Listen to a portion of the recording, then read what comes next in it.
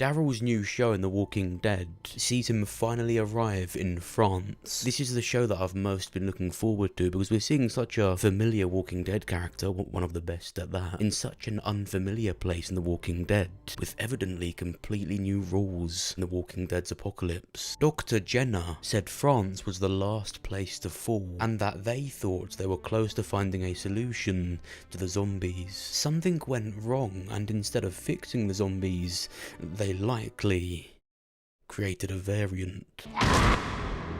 The silence in the teasers is deafening, and for a Walking Dead show there definitely seems to be a lack of the Walking Dead. So in this video, we're gonna figure out why. Let's get straight into it. Of course, before we do, make sure you press the like button, and make sure you subscribe if you're new. Morgan, you were meant to remind me about the other thing. The other thing? What's the other thing?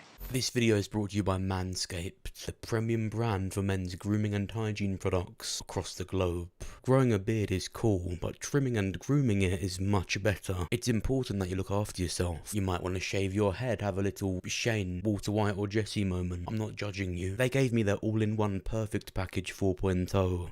Let's check it out. First we have the Lawnmower 4.0 trimmer. This is their 4th generation electric trimmer with advanced skin-safe technology, so you won't get cut. It's cordless and waterproof, so you can trim in the shower, so it's really convenient and makes for easy cleanup too. It also has these little LED lights on the front to show you how much battery you've got left, which is up to 90 minutes of use with a full charge. And you get your own wireless charging dock, which is better than any other trimmer I've ever had. I've just put it on the floor. Such a smart, clean look. And it's great for travel. By tapping the button on the front 3 times, it enables the Travelog feature. The Perfect Package 4.0 kit also comes with the Crop Preserver deodorant and the Crop Reviver toner spray. Simply apply the Crop Preserver after showering for all-day body odor protection. The Crop Reviver is a convenient spritz to quickly refresh the area whenever you need it. Also, secret Easter egg underneath the box is the Magic Mat, which has a load of funny content, monkey, and some hair design recommendations. For a limited time, you can get all of this, plus 2 free gifts: the Shed travel bag and the official Manscaped anti-chafing boxer briefs. Go to manscaped.com today and get 20% off and free international shipping, plus these 2 free gifts when you use the promo code George Drake at checkout. Sort your beard out and be hygienic.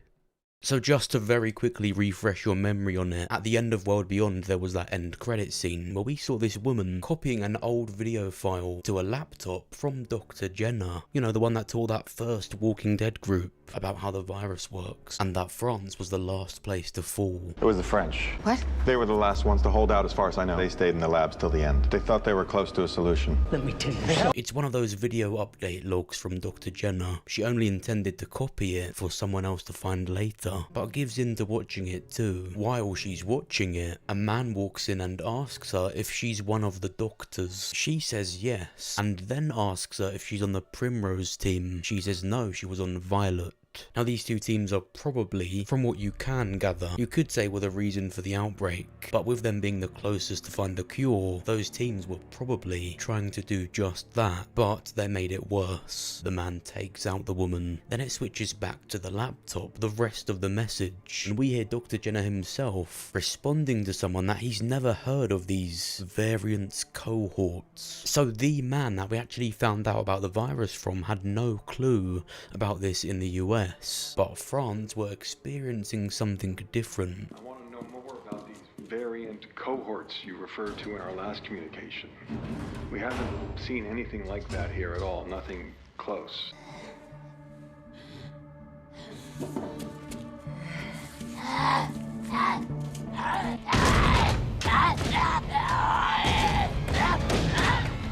This was clearly in France. These variants are clearly a lot harder to kill, a lot stronger, but we haven't seen them yet. In this trailer, we straight away see old, fallen zombies. We see some old stragglers. Any more than that is nowhere to be seen. Now, what's clear is the dead were a real threat a long time ago, and it was some kind of much worse issue years before Daryl got here. On the wall, we see graffitied "Pouvoir des Viv." which translates into English power of the living or power of the alive. I don't think this building here is this building because this looks like a fishing warehouse. This was a top secret French medical facility, what the CDC was in France. But either way, clearly from the trailers, Daryl does awaken something. At one point, I think he's going to open Pandora's box. It makes you think that if Carol is in it in season 2 and he doesn't go back to the US straight away, it could even be that Daryl is the one that unleashes it. I mean, with there being a season 2 and he's contacted Carol yet not gone back to the US, surely he doesn't just want to get back home yet. Maybe it's a thing of him not wanting to leave because of something that he sees or he unleashes back onto the street without knowing. It reminds me a bit of when Rick went into Atlanta. They were all angry at Rick that Rick had come storming into the city, shooting all these shots off, ruining their plan. It could be a very similar reaction here. Every geek from miles around heard you popping off rounds. You just rang the dinner bell. Get the picture now.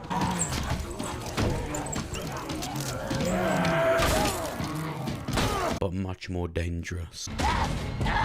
Now, the place in France that Daryl gets washed up in is a place called Marseille. What a coincidence that out of all the places in France, it's Marseille that also appears in the World War Z game. There's a whole level in this exact place, and in that level there's an extremely reminiscent bridge of the bridge structure that Daryl crosses in the trailer. If you don't know already, World War Z was a book, then it was a movie, and now there is a game of it. There's different stories and episodes that you play through. What are the chances that this inspired what's about to happen later in the show?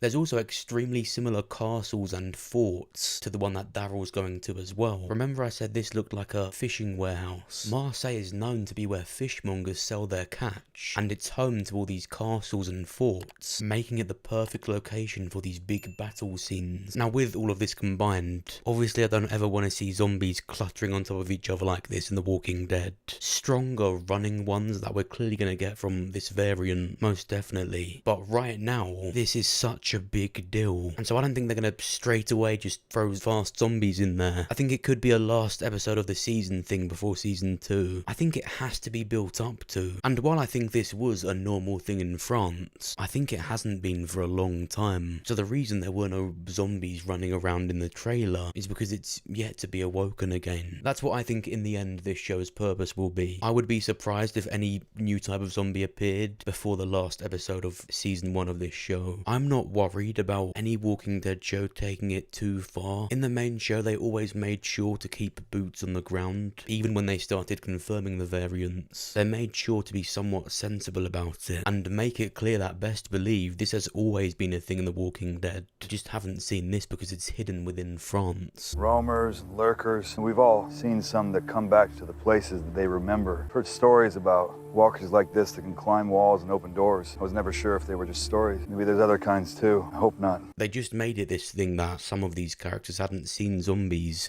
climb like that. Some did. I think fast zombies are cool, and it's really exciting to see anything even near this idea being implemented into any Walking Dead show, whether it's Daryl, Rick, Gabriel or Eugene. These are characters that I've only ever seen 2 variants revolving around similar speeds. This is clearly a different beast. I don't see The Walking Dead doing anything exactly like this. That sort of World War Z's gimmick where they act like board game monkeys, so a bit more closer to the 28 Days zombies, but actually from that slightly more capable variant. When we've seen them pick stuff up, it's been rocks, bricks, a teddy bear, but also in the final season it was a knife, and we never saw that zombie again. So if that variant, which is still a bit dumbed down, only a bit more capable, can do that, then what can this one do? Will The Walking Dead actually have a zombie pick up a weapon? And with it perhaps being a bit smarter, certainly stronger and faster, it would have these immortal soldiers, and so a lot closer to what Game of Thrones did. I think the rule they should stick by, no matter how many different zombies they do, is make sure it it has tension and make sure it's scary so it doesn't become some gimmick. If it's scary and if it's a real threat, I don't think they can go wrong with it. Like in Left 4 Dead and in the World War Z game too, there's screechers and screamers, which basically attract other zombies to the area when they scream. Bulky ones in body armor, which we've basically seen already. Explosive ones, tanks, which are the big ones, lickers. That's all mainly done for different difficulty levels and enemy types in a game. I've never personally seen The Walking Dead having things like that, although for a bit at the end of the main story, and I don't see why not, but this is mainly just about the fast walkers. Just seeing Daryl running away from a faster zombie and actually struggling with it. You know, this is the natural way, now that we're over 10 years into the apocalypse, to have these characters struggle. If they don't overdo it, and honestly, if it's not directed badly, I think it will be really good. There's a couple of things that make the story in this show seem a bit unlikely. The fact he's crossed the Atlantic in a boat wreck. It's not even a ship. Homeboy was going canoeing. But there's also the thing of Carol just ending up there too. Whatever this spin-off show was going to be, she was always going to join it. First of all, there is a chance that he's just gone back to the Commonwealth to get Carol. In the finale of the main show, there was a 1-year time jump, and during that time jump, Daryl had already been gone. He had already been looking for Rick. This was just another trip. So he got the dramatic ride-off, but realistically could have just come straight back after finding stuff on Rick. Then he sailed off with her. He got boat wrecked, but Carol ended up somewhere else, maybe even in France. But at first, I think Daryl's main aim will be contacting the Commonwealth, which sounds silly, but the Commonwealth would probably be able to do that. Daryl just has to find somewhere else in France that has that technology. I mean, just a big radio tower, big enough to do that. It's not like he's looking for Wi-Fi there. I feel like the elephant in the room, or the ocean when it comes to this show, is how does Daryl even get from the US to France? I mean, ever since it was announced, that's the big question, and the sneak peeks make it look like he's got there from a canoe wreck. On paper, it might seem a bit silly that he's crossed the Atlantic on a small boat. Now, normally on a boat, on a ship, it would take about 2 to 3 weeks. So I think there would have to be some intent in it, probably with him starting on a ship. Remember, we just haven't seen how he set foot on a boat. With Daryl being a good tracker, it could be. In fact, it's really likely he did see some CRM stuff. I mean, remember, these boats are clearly very important to where Rick Grimes is. Not only this exact boat being last docked at New Jersey, where the Rick and Michonne show is filmed, but at Philadelphia. He could have gotten some ship and thought that if he stayed in it, it would lead him to Rick. Or he saw something with the CRM and with how secretive they are, when they like to be. They push Daryl over. But I want to trust either way with whatever they do. It won't be too black and white. That he happens to get washed up at the exact place where all of this is happening. It depends on how he sets foot on that boat. I don't think it is too unbelievable. And if they have got to stretch a few things to get Daryl over there to see all this stuff, then so be it. I think it's really cool that Daryl was hearing about all this back in season 1. It was the French. He had no idea what he was talking about. Years later, he's gonna be there. I want him to stumble across this exact room. And the way that he finds out about this variant isn't just by nearly getting done up by it, but by seeing Dr. Jenner on that laptop. But what do you think? What do you think of this Daryl Dixon show? Are you excited about it? Are you excited that he's gone to France? Do you think it's silly that he's ended up there? And what do you think of the fast zombies? Are you all for it? Do you like the idea? What are you most looking forward to seeing with them? Let me know what you think down below. Like the video if you enjoyed it. Subscribe if you're new. Thank you for watching. I'll see you soon. It'll all be okay. It'll be okay.